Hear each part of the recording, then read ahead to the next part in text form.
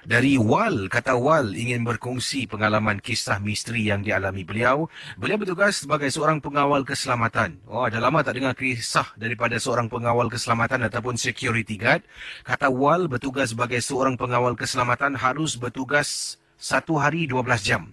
7 pagi 7 malam ataupun 7 malam 7 pagi. Dan inilah kisah pengalaman beliau. Kisah ini beliau ceritakan, saya tak nak sebutkan nama tempatnya, berlaku di salah sebuah pusat membeli belah yang terkenal di Singapura. Takkan saya beritahu anda nama tempatnya, nanti tempat tu kosong, tak orang pergi, saya pula yang kena. Jadi Wal kata beliau bertugas di tempat pusat membeli belah yang terkenal di Singapura dan pernah mengalami satu perkara yang menakutkan ini. Apakah kisahnya? Akan saya kongsi dengan anda dalam rancangan Misteri Jam 12. Apa kabar semua para pendengar Misteri Jam 12? Nama saya Wal. Nama panjang Wal Salafah. Tapi saya gunakan nama Wal sahaja untuk menyenangkan saya sebutkan nama anda Wal ya. Kata Wal, pengalaman beliau yang ingin ketengahkan ini adalah satu peristiwa yang cukup menakutkan. Beliau bertugas sebagai seorang pengawal keselamatan. Bertugas 12 jam, 7 pagi 7 malam ataupun 7 malam 7 pagi. Saya menjaga pusat membeli belah yang terkenal. Namanya saya rahsiakan. Dan bila bertugas di pusat yang dimaksudkan, ada 2 pengawal keselamatan akan bertugas dalam satu masa yang sama. Kisi, di pusat membeli belah ini, bila dah ditutup, setiap kali bila ada seseorang yang gegarkan pintu pusat membeli belah, ada pelbagai lah, ada west wing, east wing dan sebagainya. Kalau setiap kali pintu tu bergegah bergoyang, macam ada orang nak pecah masuk, di guard room kita akan dapat isyarat, akan terkeluar ya, bunyi alarm menandakan ada orang yang nak pecah masuk ataupun ada orang menggegarkan pintu tersebut. Jadi saya ni harus pergi ke tempat itu, sebab depan pintu tu memang ada CCTV, tapi ini adalah satu protokol.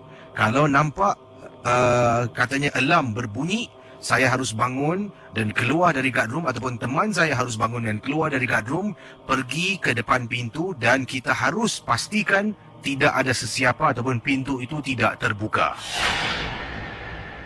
Jadi bayangkan para pendengar Ria 897.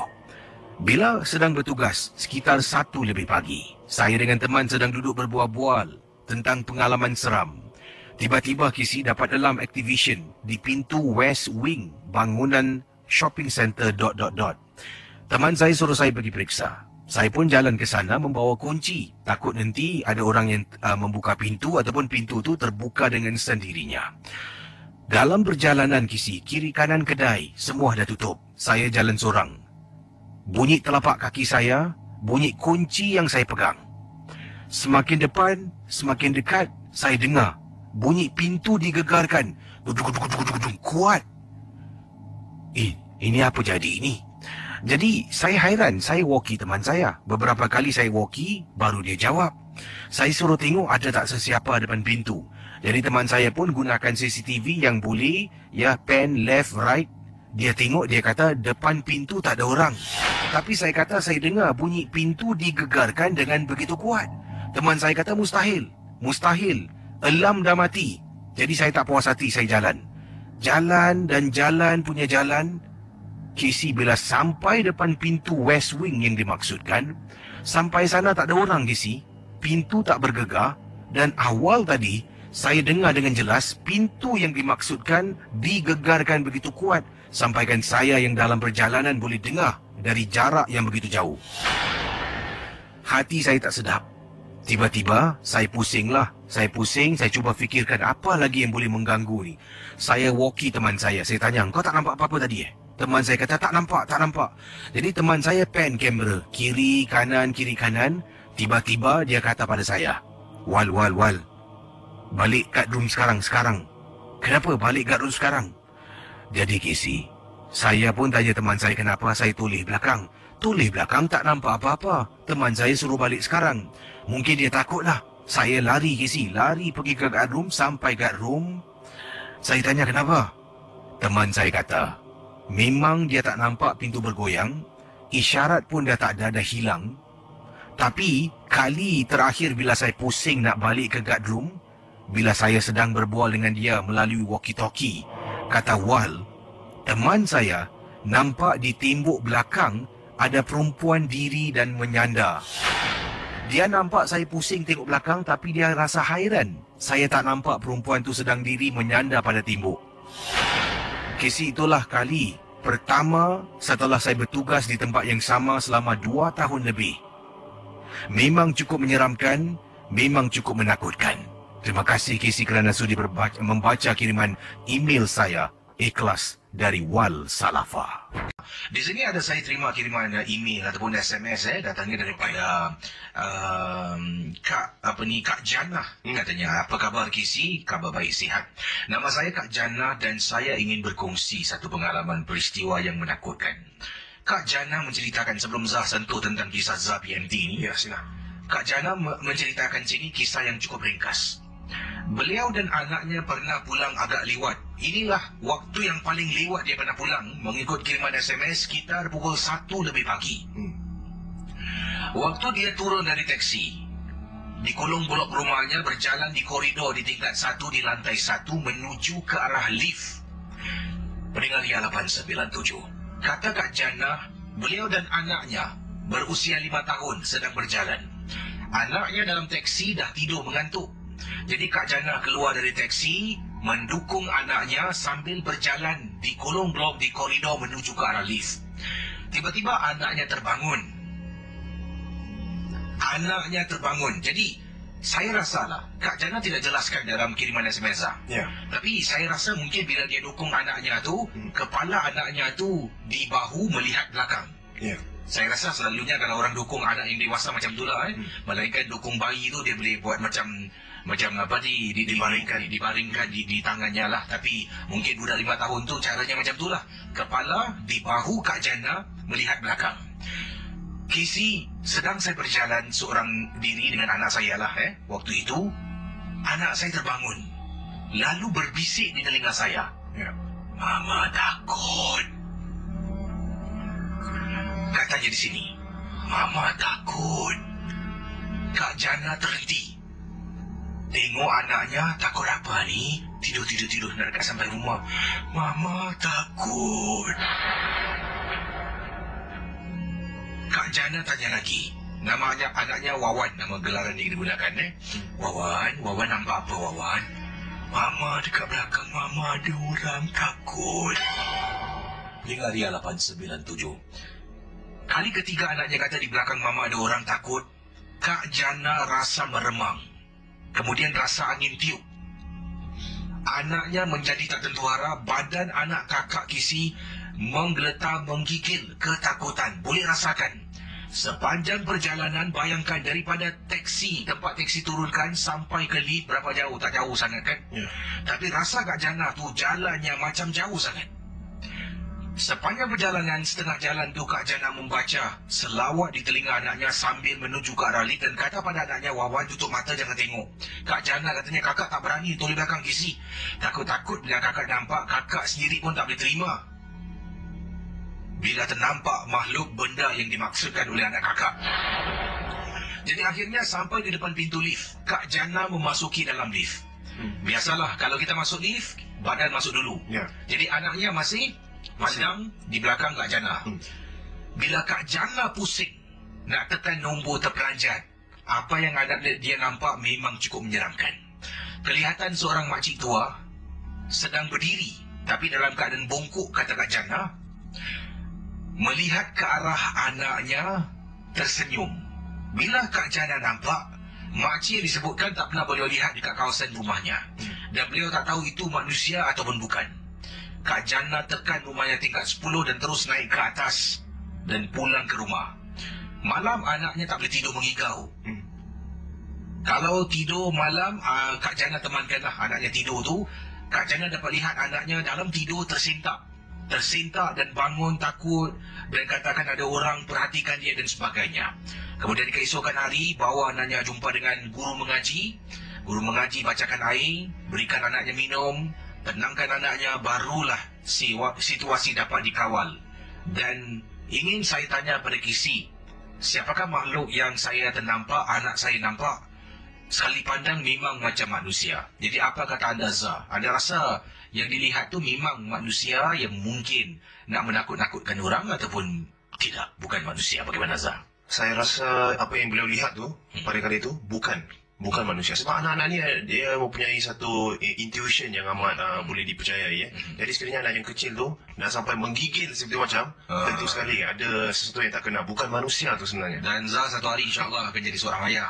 Kalau anda balik malam, dukung anak anda berjalan, tiba-tiba anak anda kata, anda nak anak anda panggil apa? Baba, papa, bapak macam mana? Ayah, Father sih. Oh, ni nak step buat father punya filem. Ya. Kata, ayah, Wawan takut. Kat belakang ada orang. Apa anda buat?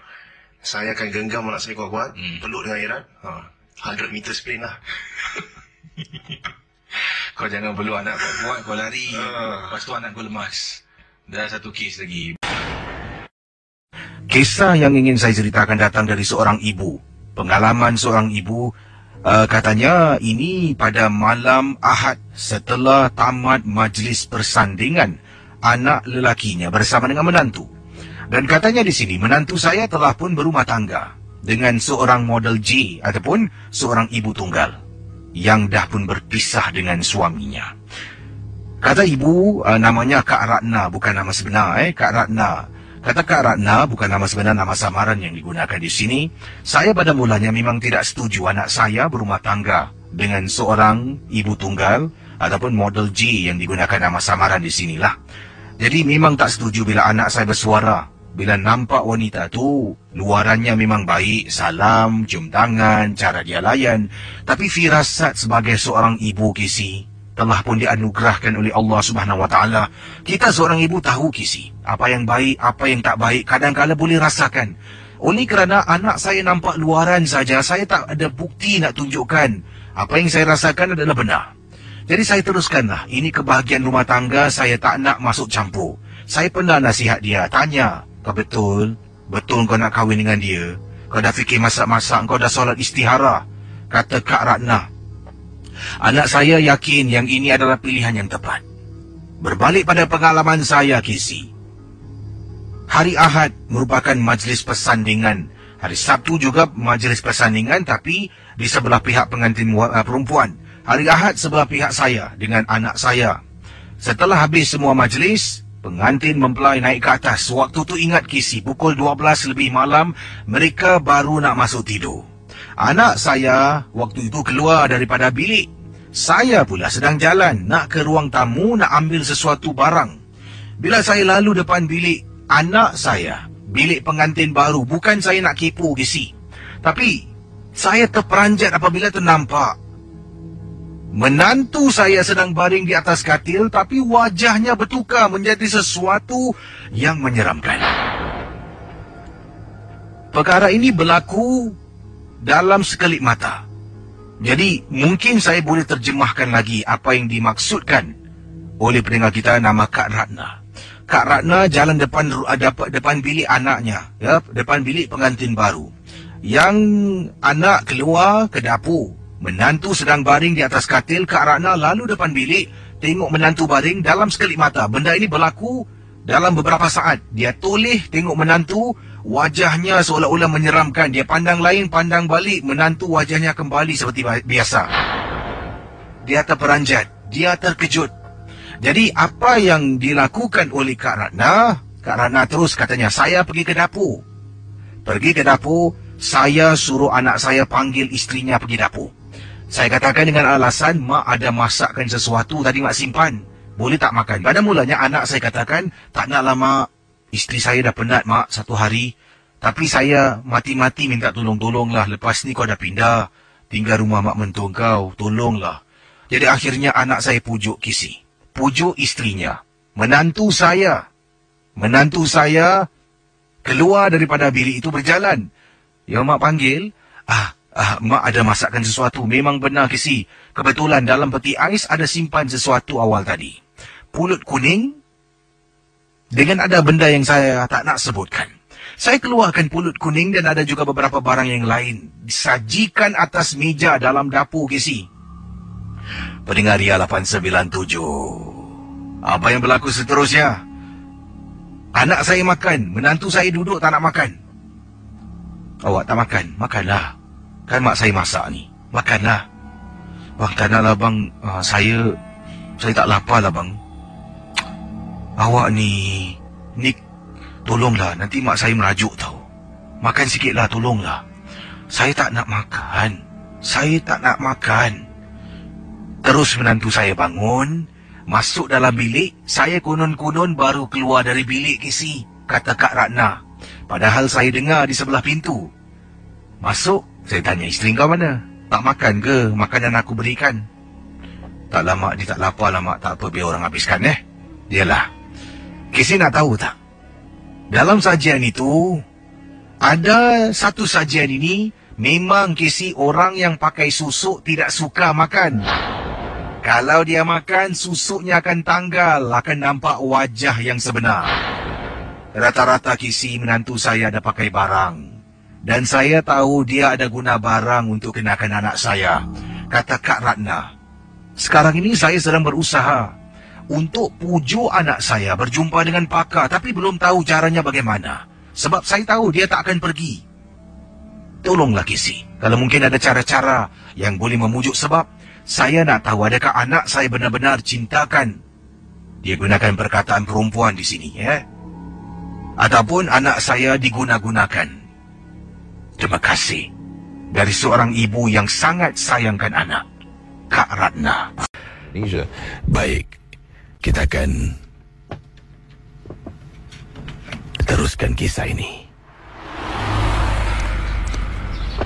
Anda cuba bayangkan, malam hari, di luar ada kenderaan lalu, temannya dah keluar. Dia pun telefon. Maaf, dia pun walkie temannya. Macam mana dia tak? Kau okey tak? Tak tahulah mana ni dia pergi, menyusahkan orang dia ni. Teman beliau marah.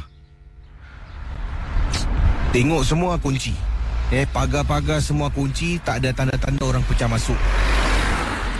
Jadi pendengar Ria 897, saya pun keluar, berdiri dekat depan pagar besi, memandang ke arah teman saya yang sedang berdiri. Kemudian saya mendongak ke atas, nampak dekat tingkat 3 ada orang sedang berdiri. Kau tengok atas, dekat tingkat 3. Saya pun tunjuk tingkat 3. Bila saya dongak lagi, teman saya mendongak ke atas, susuk tubuh yang berada di tingkat 3 hilang. Jadi apa yang berlaku? Saya pun cakap dengan teman saya, sudahlah buat bodoh lah. Biarkan sudahlah. Aku rasa nanti dia keluar jugalah. Teman saya pun jalan menuju ke arah bilik pengawal keselamatan. Masuk dalam, kita duduk. Duduk kali ni kerusi kita letak betul-betul dekat depan tingkap. Sambil duduk depan tingkap, taruh kopi, kita mendongak ke atas. Anda bayangkan duduk dengan teman sambil berbual ni, kepala pandangan ke arah luar dan tengok atas bangunan di tingkat 3, tingkat 4. Dia tengok, bual-bual lagi. Macam mana dia masuk Dia masuk ke dalam buat apa Dari mana dia masuk ni? Aku rasa tu bukan orang. Apa kau cakap ni? Tak adalah, kau fikirlah, masuk akal tak? Dia masuk dalam sini, dia lari, dia naik atas. Dia buat apa? Sorang-sorang. Berani pula tu. Aku yang kerja kat sini berbulan-bulan pun tak berani nak masuk dalam ni. Saya diam, dahlah. Buat wudu sudahlah, jom duduk balik. Waktu itulah baru kita dengar bunyi anjing. Bunyi anjing. Seolah-olah anjing tu ternampak sesuatu.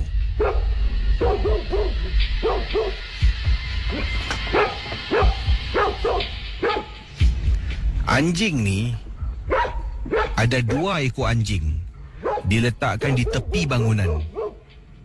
Jarang sekali anjing ni akan buat bising pada waktu malam, Casey. Tapi pada malam tu, 2 ekor anjing ni kecoh dan buat bising.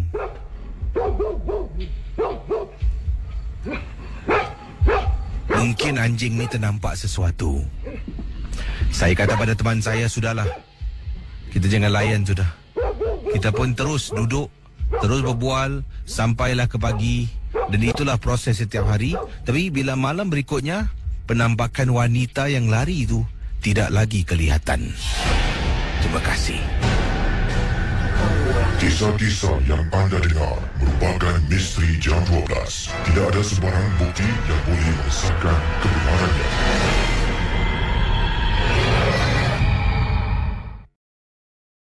Saudara, kalau satu hari lah anda balik sekitar waktu macam ni, tiba-tiba anda dengar orang minta tolong macam ni.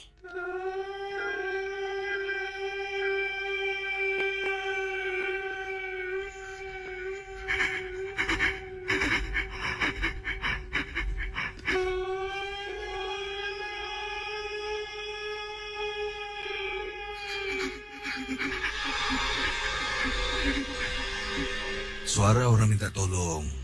Ini mungkin datang daripada tempat letak kereta bertingkat di kawasan rumah anda. Ternampak ada orang tengah duduk berpeluk tubuh dan dengar suara tolong. Apa akan anda buat? Ini daripada pendengar kita. Beliau bertugas sebagai parking attendant, ataupun istilah yang digunakan Mina Parking ataupun Mat Parking lah. Ini beliau ni sebagai mat parking sebab namanya Mustafa. Saya bertugas sebagai parking attendant. Kejadian ini berlaku jam 2 pagi. Waktu tu saya sedang berjalan di tempat letak kereta bertingkat untuk periksa kenderaan yang tidak membayar season parking, yang salah letak lot ataupun yang tidak menggunakan kupon. Sedang saya periksa satu persatu, tiba-tiba saya ternampak dekat tempat duduk belakang salah satu kereta di tingkat 4. Macam ada orang tengah duduk. Jadi saya bila tengah jalan ternampak ada orang, seperti biasa kita akan toleh dan tengok untuk kepastian. Buat pandangan kali kedua, susuk tubuh yang duduk di belakang hilang. Tidak ada kelihatan. Mungkin agaknya saya telah tersalah lihat. Tersalah lihat. Jalan beberapa tapak lagi, saya dengar suara orang menangis minta tolong pada pagi itu.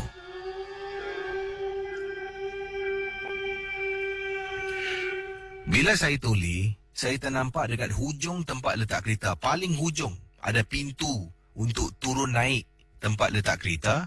Dekat situ ada orang duduk sedang berpeluk tubuh. 2 pagi dan suara tu saya yakin datang daripada benda ataupun budak yang tengah duduk di tempat letak kereta yang mana saya bertugas di kawasan Sengkang.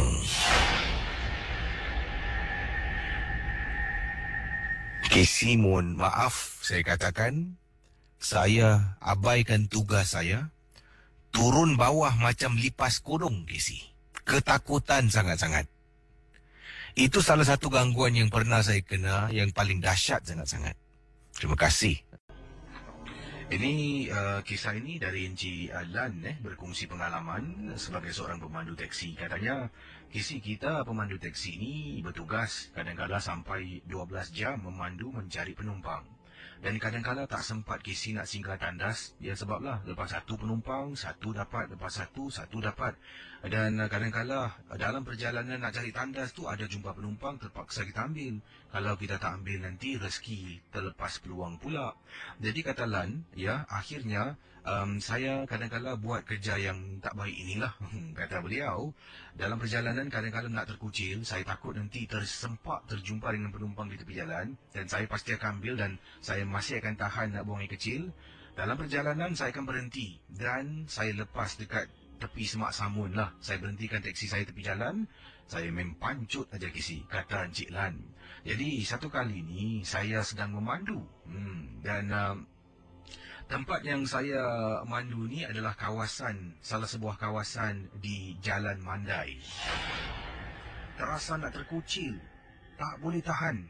Jadi saya pun berhentikan teksi saya di tepi jalan. Kemudian nampak Semak Samun, saya masuk ke dalam sikit, takut kereta nanti lalu nampak. Saya terus legakan diri saya, kata Cik Lan. Sedang saya ledakan diri, tiba-tiba saya dengar Kisi suaranya sayu sangat, macam suara seorang wanita sedang menyanyi. Saya mula rasa takut dan seram. Tiba-tiba meremang bulu rumah saya apabila selepas dengar suara itu senyap, terus dengar bunyi suara burung hantu. Kisi, apa yang saya tahu, kata Encik Lan mengikut kiriman email ini, kata nenek saya, kalau dengar bunyi burung hantu tu dekat, maknanya Cik Pon tu jauh. Kalau dengar bunyi burung hantu tu jauh, maknanya Cik Pon tu dekat. Dan Kisi, saya dengar bunyi burung hantu tu jauh. Meremang bulu rumah, saya dengan segera tamatkanlah projek saya ni. Saya terus jalan keluar. Bila nak jalan keluar, saya lalu sebatang pokok ni. Kisi, bau harum sangat. Bau bunga melu, Kisi. Semakin kuat, semakin teruk dan semakin meremang bulu rumah. Saya jalan ke arah teksi, masuk dalam teksi, kata Encik Lan, saya tutup pintu. Terus nak memandu pergi itu, sempat saya tulis sebelah kiri. Alangkah terperanjatnya apabila saya tengok kiri, dekat dalam semak samun, tercegat berdirinya seorang wanita dalam keadaan malam yang gelap gelita dalam semak samun tu. Hanya Tuhan yang tahu perasaan saya pandu selaju-lajunya tinggalkan kawasan Jalan Mandai yang saya sebutkan awal tadi. Dan Kisi nak tahu, setelah saya pandu beberapa kilometer, depan tu ada seorang penumpang yang tahan teksi. Saya tak berhenti, Kisi. Takut, Kisi, kalau tu bukan manusia. Terima kasih dan selamat tengah. Dari Ari berkongsi, selamat malam Kisi dan juga para pendengar Misteri Jam 12. Saya ingin berkongsi pengalaman peristiwa yang menakutkan saya. Untuk pengetahuan Kisi, saya bertugas sebagai seorang pemandu teksi dan saya ni seorang wanita. Kata Ari, dan ini adalah peristiwa yang berlaku lama Kisi dahulu. Waktu itu saya memandu teksi, sampailah berlakunya pengalaman ini, saya berhenti Kisi. Selama lebih setahun saya tidak memandu kerana takut, tapi sekarang dah kembali memandu. Adalah dengan perlindungan-perlindungan yang saya dapatkan. Ari kata, saya pernah Kisi, teksi saya ditahan. Teksi saya ditahan oleh seorang perempuan. Tempat kawasan yang teksi saya ditahan ni adalah kawasan di Sembawang. Dan kata beliau, bila wanita tu masuk dalam teksi saya bau punyalah harum wangi sangat. Jadi saya tanya nak ke mana, dia arahkan saya untuk bawa dia pandu teksi pergi ke Chua Chu Kang. Jadi sepanjang perjalanan saya pandulah daripada kawasan Sembawang nak ke Chua Chu Kang. Dalam perjalanan, dari wangi bertukar menjadi bau bangkai macam busuk Kisi. Saya rasa tak sedap ni, saya pun dengan perlahan turunkan tingkap sebelah saya. Saya action lah nak buang sampah padahal dah tak tahan, bau busuk sangat-sangat macam bau bangkai. Apa yang berlaku, kata Ari, apabila sampai satu kawasan ni, saya dah tak tahan, saya turunkan cermin. Kisi nak tahu, wanita ni tiba-tiba dia berada betul-betul mukanya dekat tepi saya. Saya sedang tengok sebelah kanan ni tingkap, nak cuba ambil angin tarik nafas. Saya pusing sebelah kiri, terperanjat Kisi, mukanya tepi saya. Saya terperanjat, saya tersentak. Saya tanya dalam bahasa Inggeris, kau nak buat apa ni? Lepas tu dia senyum kat saya. Dia kata, hari ni badan kau tak bersih ke?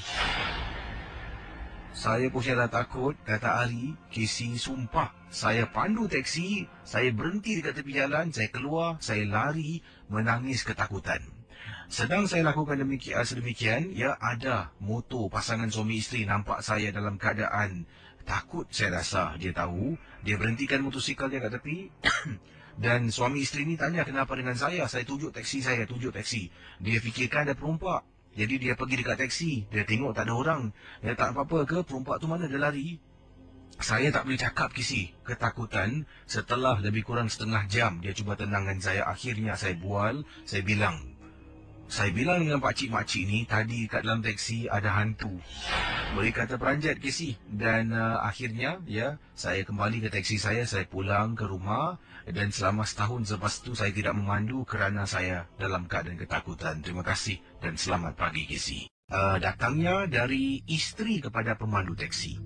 Nama beliau hanya ingin dikenali sebagai Haja S saja. Kata Haji S, selamat tengah malam Kisi, apa khabar? Terima kasih. Tak sihat sangatlah, batuk-batuk. Kata beliau, Kisi, boleh tolong ketengahkan kisah Haji S berkenaan dengan suami Haji S, seorang pemandu teksi. Benda ini berlaku pada awal tahun 2011, sekitar bulan Januari. Wah, barulah ni. Kata Haji S,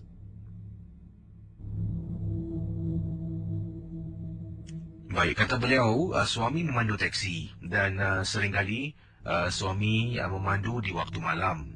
Dan hanya pada hari-hari tertentu, kalau relief driver tidak boleh memandu pada waktu petang, dialah yang akan memandu dari petang sampailah ke malam. Jadi kata Haji S, pendapatan suami, setiap hari pendapatan suami antara 200 hingga 300 dolar. Dan setelah tolak sewa adalah dalam lebih kurang, dan setelah tolak sewa dan minyak adalah lebih kurang suami bawa pulang dalam 150 dolar ataupun 100 dolar sehari. Dan itulah pendapatan. Dan Haja dan suami selalu menabung. Kita akan pergi simpan duitlah ke dalam bank, dan juga sedikitnya akan dibuat perbelanjaan seharian. Ini berterusan untuk beberapa tahun, sampailah bulan Januari tahun 2011 ini, Casey.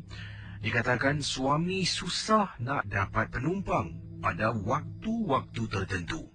Cukup hairan, suami kata setiap kali kalau dia memandu, setiap kali kalau suami memandu, walaupun teksinya di atas lampu warna hijau, tak ada orang yang tahan.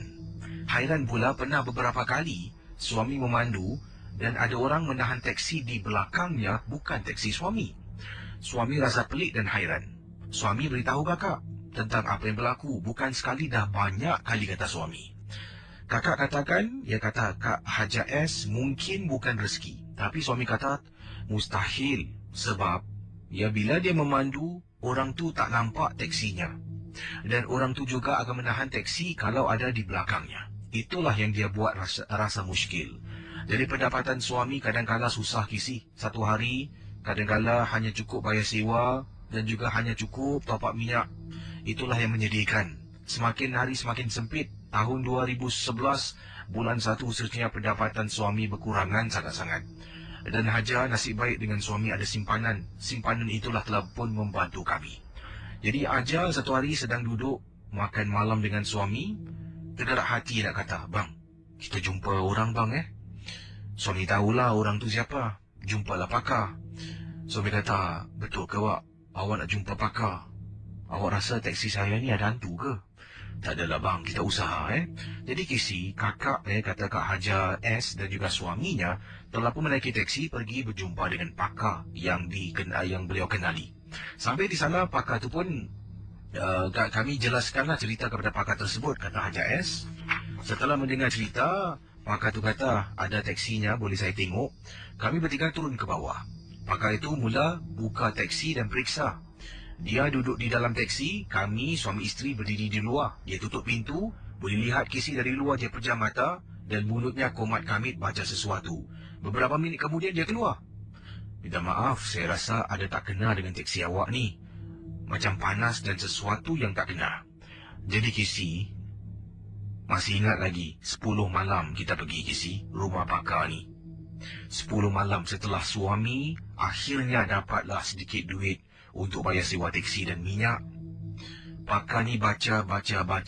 Setelah beberapa kali dia baca, dia suruh saya dan suami tutup mata. Bila tutup, dia kata buka mata. Kisi dekat belakang tempat duduk, ada perempuan sedang duduk dalam teksi suami. Kata Kak Haja S, bila kakak nampak kakak terperanjat meremang bulu roma. Kita nampak dari belakang sebab kita berdiri di belakang teksi suami. Wanita tu duduk saja. Kata pakar tu, mungkin agaknya orang nampak dalam teksi ada orang tak?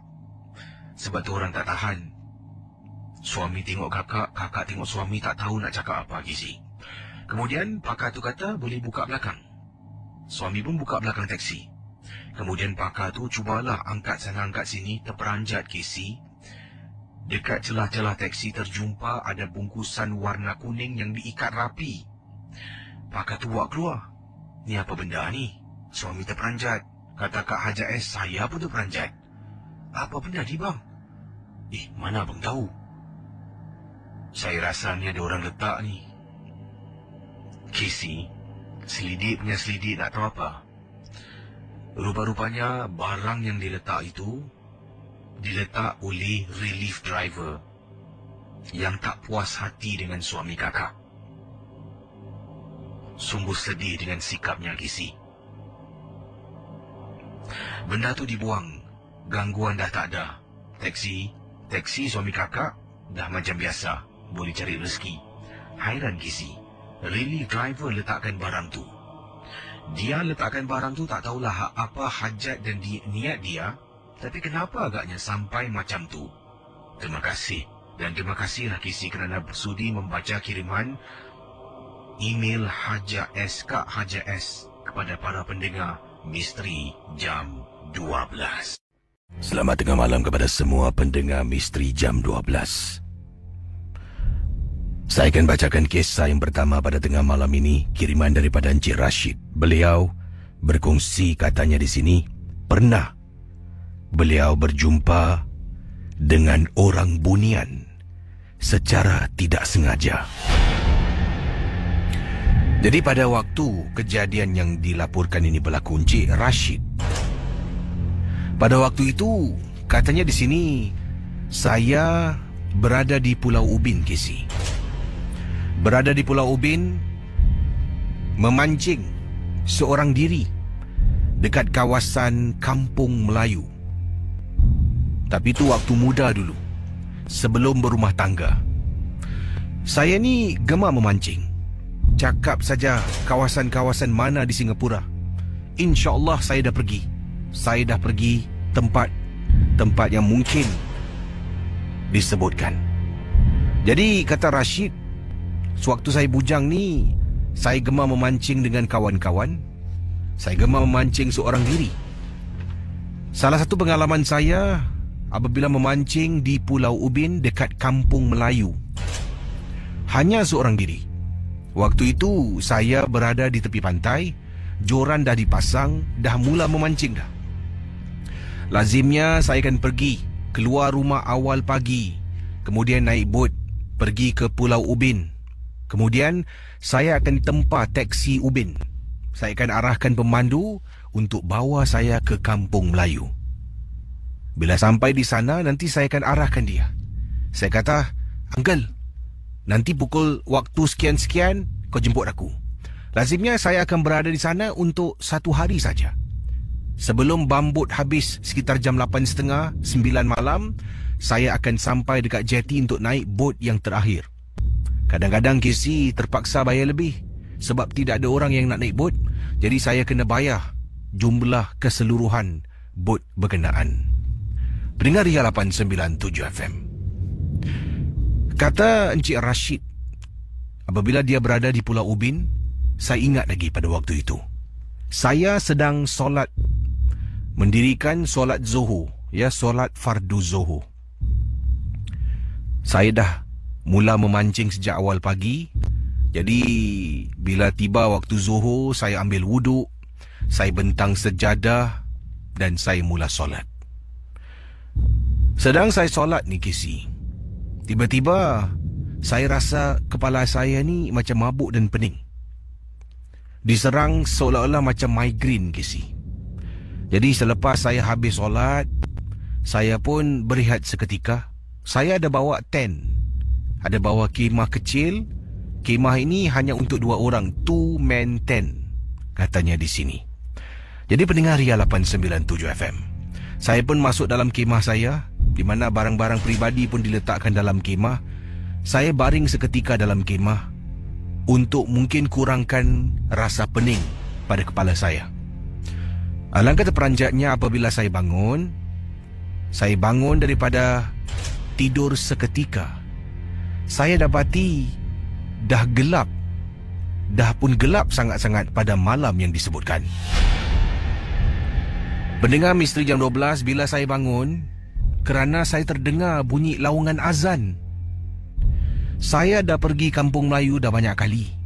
Memang dekat kawasan Pulau Ubin, memang ada orang tinggal.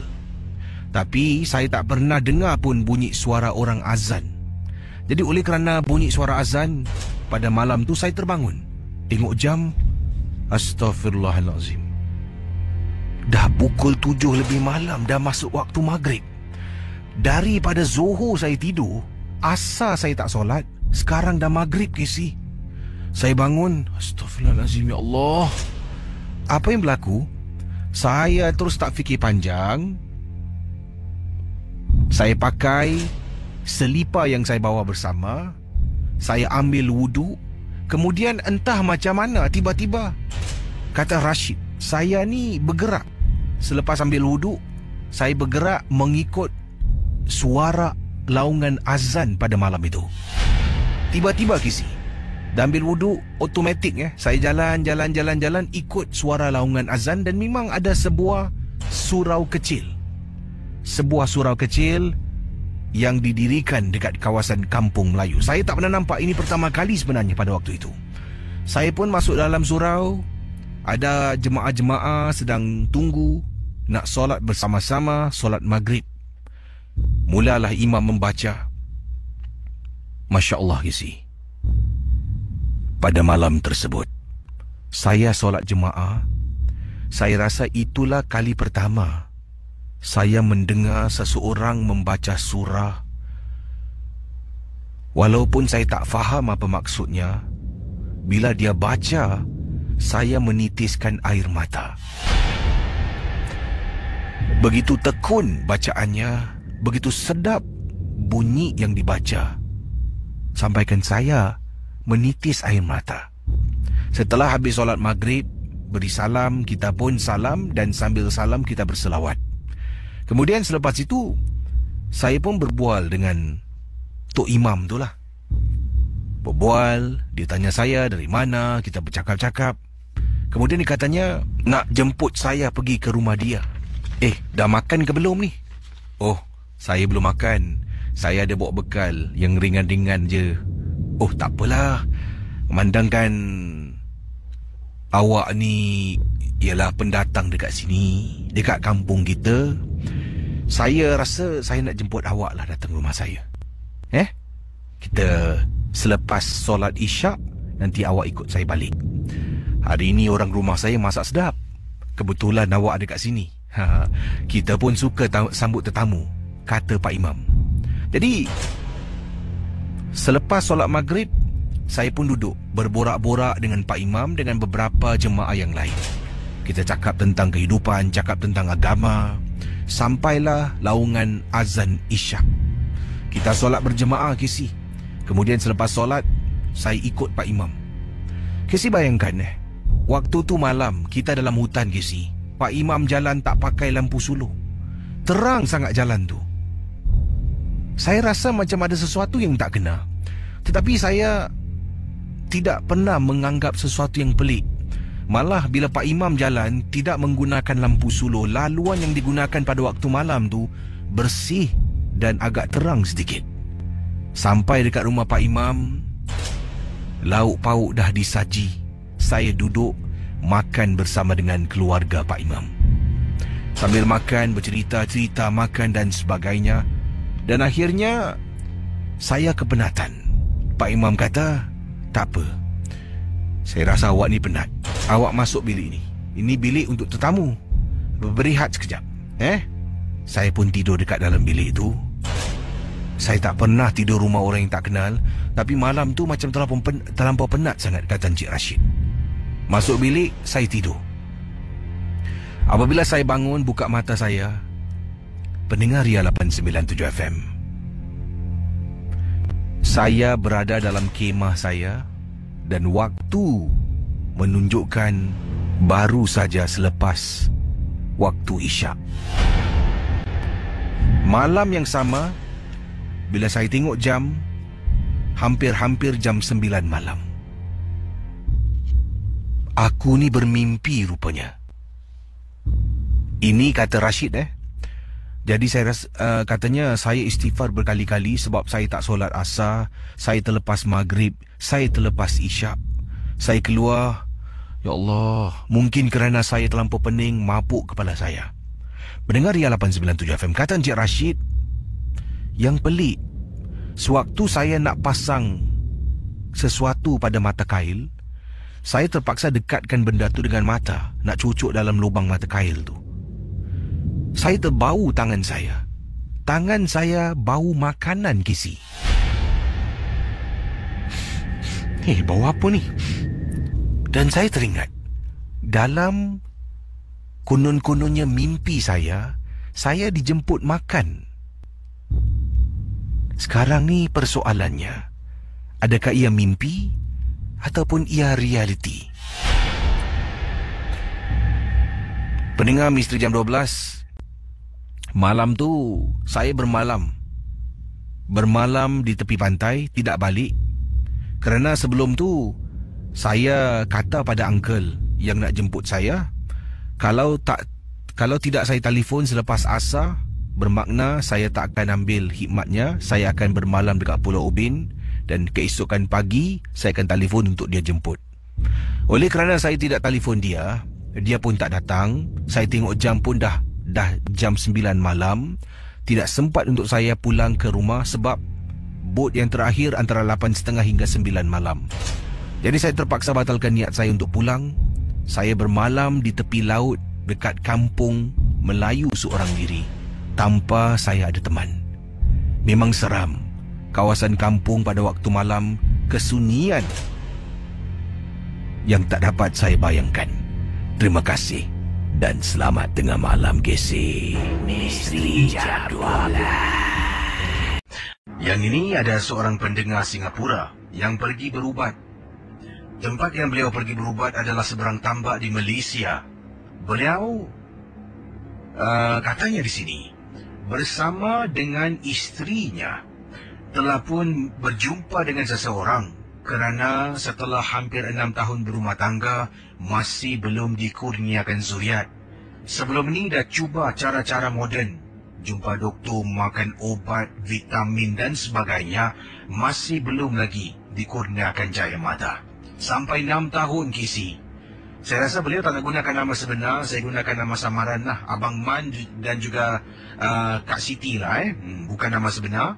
Dan kata Abang Man, setelah 6 tahun cuba cara moden, akhirnya kami mencuba cara alternatif, mendapatkan rawatan dari segi tradisional, ya, kata Abang Man dan Kak Siti. Kami telah pun bertemu dengan seorang pakar yang tinggal di seberang tambak rumah kampung. Memang tak tahu nak pergi. Nasib baiklah ada seorang teman orang seberang. Dialah yang memandu saya dan isteri pergi ke rumah orang ni. Dia tanya, mana dapat tahu tentang orang ni? Saya pun kata tanya pada seseorang teman yang rekomenkan pergi rumah pakcik ni. Saya tanya dia kenal tak? Dia kata dia tak kenal pakcik ni. Tak apalah pergi. Pergi, pusing sana sini, Kisi pusing. Memang susah nak cari. Akhirnya baru dapat jumpa. Hairan, rumah pakcik ni dalam sangat. Saya tak nak sebutkan nama kampung manalah seperti apa yang tertera di depan email saya ni. Tapi katanya kampungnya dalam sangat. Kalau nak masuk dalam kampung tu, harus menembusi hutan yang tebal. Sebelum tu ada beberapa rumah-rumah yang lain. Tapi dalam sekali rumah pakcik ni seorang saja. Jadi saya dengan isteri pergi. Kata teman saya, kalau nak pergi rumah pakcik ni, teman di Singapura lah yang rekomenkan pakcik ni, jangan pergi waktu siang, waktu petang. Katanya datang waktu malam selepas waktu maghrib. Jadi saya tak tanya kenapa, saya dengan isteri pun sampai. Bila sampai rumah pakcik ni dah 10 malam. Sebab tadi awal kita pusing. Akhirnya jumpa. Bila sampai depan rumah pakcik ni, teman saya kata dia tak nak masuk lah. Dia duduk luar dalam kenderaan. Jadi saya dengan isteri masuk. Kita masuk. Baru saja nak ketuk pintu beri salam, pakcik tu buka pintu. Masuk. Saya dengan isteri masuk dalam rumahnya, Kisi.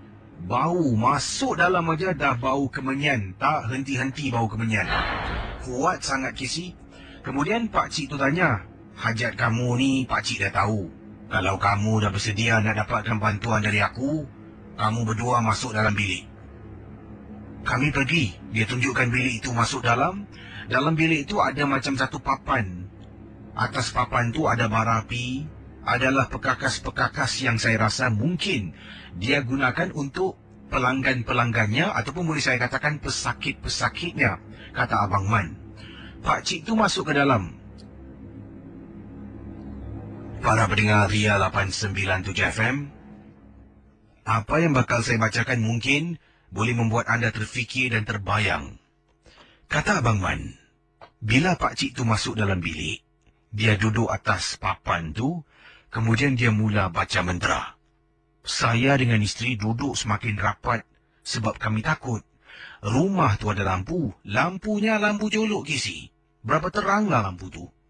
Kemudian pakcik tu kata apa? Lagi sesaat anak aku masuk, korang jangan lari. Saya tengok pakcik tu kata lagi, aku beritahu korang, lagi sesaat anak aku masuk, korang jangan lari. Korang duduk diam-diam. Kemudian pakcik ini bangun, dia ambil macam sejenis kapu, dia buat bulatan tempat saya dengan isteri duduk. Kamu jangan keluar dari bulatan ni. Kaki, tangan semua di dalam. Faham? Saya dengan isteri angguk-angguk. Kemudian pakcik ni duduk, Kisi. Dia mula membaca. Dia baca dan baca. Dia sembuh. Dia ambil sirih, dia makan, dia sembuh. Kisi. Lat beberapa saat, saya dengan isteri dengar. Bunyi macam orang kisut-kisut, sirit-sirit dan jalan hentak-hentak.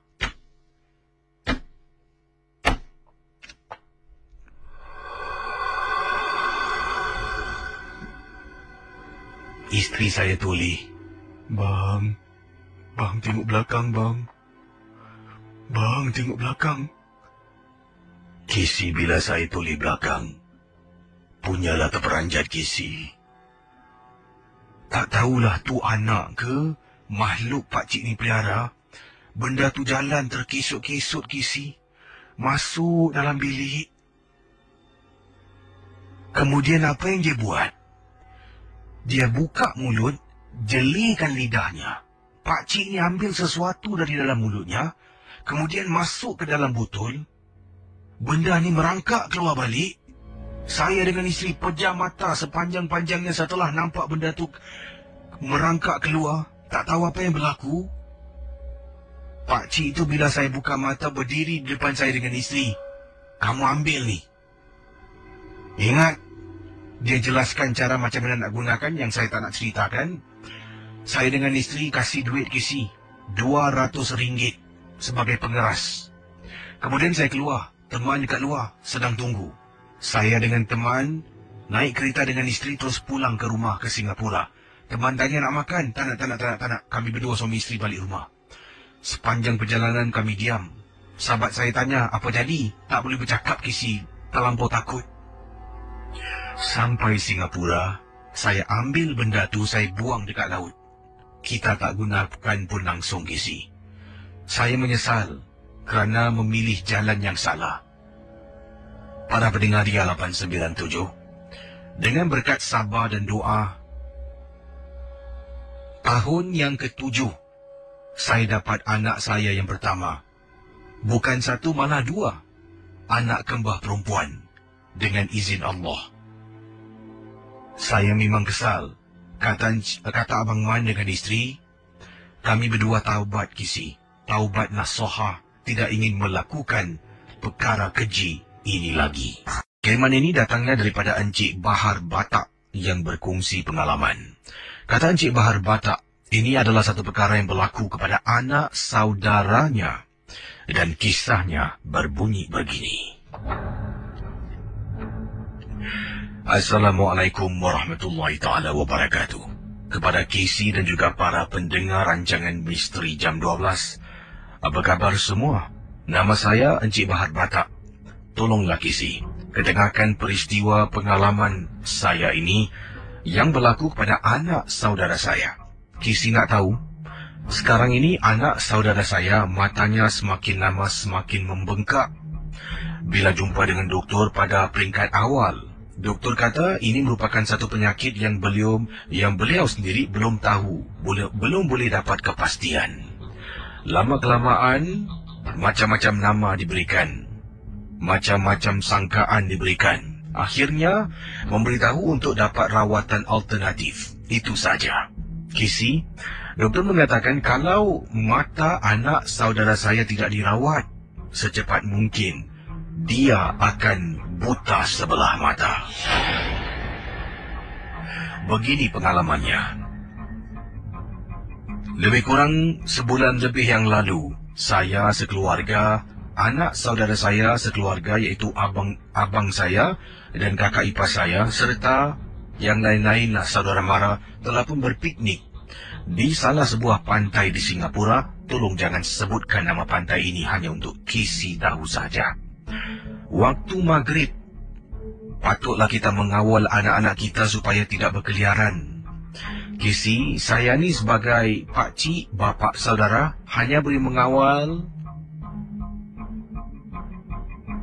dan mereka nak ikut atau tidak terpulanglah pada diri mereka. Kadang-kadang kalau marahan orang, nanti ibu dan bapa tidak boleh terima, kata Encik Bahar. Apa yang berlaku?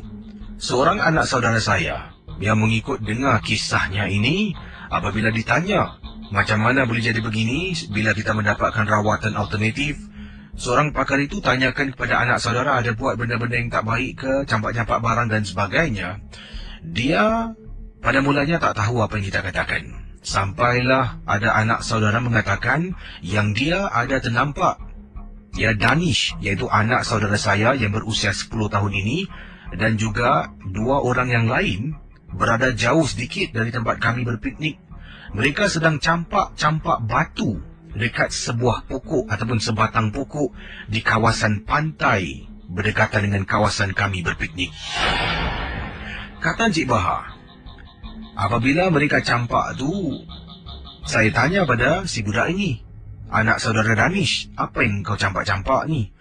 Dia kata dia nampak ada sesuatu warna hitam di atas pokok. Mereka bertiga fikirkan itu adalah monyet. Mereka campak baling batu sampai benda tu lompat dan hilang ke pokok yang jauh di mana mereka dah tak mampu untuk ikut dan kejar benda itu kerana terlampau jauh. Mereka kembali ke kawasan piknik dan buat perkara macam biasa, macam tidak ada apa-apa yang kena. Kisilat 2 hari kemudian, anak saudara kata matanya sakit. Bila tengok, matanya bengkak sedikit. Semakin hari semakin membesar. Dan yang ini macam dah nak terkeluar biji matanya kerana mungkin atas dia campak sesuatu dan terkena pada makhluk yang ada di pokok berkenaan. Sampai sekarang, kami semua tak tahu. Dia katakan dia campak batu ke arah monyet.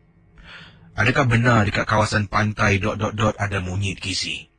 Kisi, memang kesian, tapi itulah hakikatnya, kata Encik Bahar.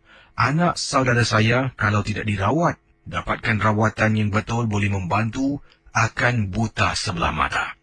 Di sini saya ingin menyeru kepada semua ibu dan bapa yang sedang mendengar rancangan MJ12, sekiranya kalau kita berada di luar, berpiknik, dan kita akan berada di luar ketika waktu maghrib, awasilah anak-anak kita supaya mereka tidak berkeliaran dan membuat perkara-perkara yang boleh mendatangkan padah.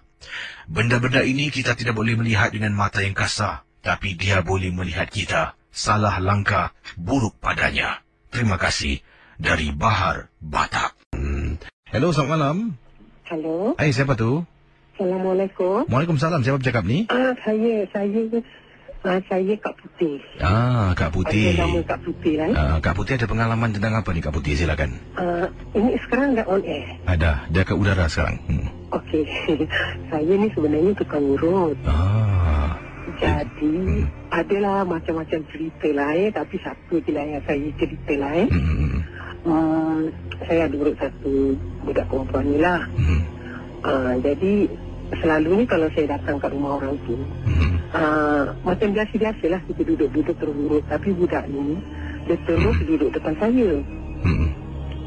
Habis tu, dia cakap, Kakak, kalau kakak urut saya, kakak jangan takut Habis saya cakap, takut apa budak? Saya cakap, saya sebenarnya ada orang berdamping. Saya cakap, ya Allah, saya cakap apa? Budak ni, budak muda ke macam mana, Kak? Orang muda lah. Macam, dia baru kahwin lah, 20-an umur dia lah. Lepas tu, saya cakap, budak, siapa yang berdamping dengan awak ni? Saya cakap, dia kata nenek. Nenek? Saya cakap, nenek mana tu? Saya cakap, dia kata nenek dari Gunung Ledang. Saya cakap, ya Allah, saya dah takut. Habis bilang, kakak jangan takut. Pasal saya bilang kakak, kira budak ni dia jujur lah. Dia bilang dengan saya, dia cakap, kalau kakak urut saya, kalau kakak sakit, nanti kakak telefon saya balik lah, dia bilang. Sebab dia ada bapa angkat, umur lah, konon-kononnya boleh ubat saya lah. Saya cakap, insyaAllah lah. Tapi ya Allah, saya takut juga. Saya urut-urut, saya baca lah macam-macam. Habis saya tanya dia lah, saya cakap, macam mana awak tahu yang awak ni ada nenek yang berdamping dengan awak? Dia cakap, dia dah nampak lah satu kali. Waktu dia tidur tu, nenek tu duduk sebelah dia. Bila dia cakap gitu, saya pusing kat belakang, kan ada kaki dia. Saya macam takut juga, bantah nenek tu kat belakang. Saya juga Itulah. Lepas tu saya cakap, macam mana boleh dapat nenek ni? Saya cakap, dia kata waktu dia masa mak dia melahirkan dia, dia baby lah. Jadi ada tukang urut mak dia, lepaskan nenek ni pada dia. Jadi sampai sekarang lah kira budak tu ada nenek ni. Habis saya cakap, siapa-siapa lagi yang tahu yang awak ada benda ni? Dia cakap keluarga dia tahu, suami dia tahu, tapi keluarga suami dia satu orang pun tak tahulah. Dia cakap, okey lah kalau gitu awak diam-diam aja lah. Saya cakap kalau boleh awak doa-doa lah, macam banyak-banyak lah buat ibadat ke apa, kasih nenek pergilah. Saya cakap, kata dia nenek ni takkan pergi, dia bilang. Lepas tu saya tanya dia apa yang macam apalah sign dia yang dia suka apa lain. Kata dia suka tengok bulan mengambang, dia bilang. Kalau bulan mengambang dia suka tengok. Lepas tu kan Siti, yang herannya sampai sekarang saya cari nama dia, address dia dalam diary bukan tak ada Siti. Agaknya Allah pun nak lindungi saya lah. Itulah kisah. Jadi anda mengurut orang yang ada saka, saya rasa agaknya lah. Jadi mudah-mudahan lah saya selamat. Saya ni nak urut banyak orang kan. Tak apalah, kalau cari rezeki yang baik, kenapa tidak ada perlindungan lah, insyaAllah. Terima kasih Kak ya. Sama. Kembali. Waalaikumsalam warahmatullahi taala wabarakatuh.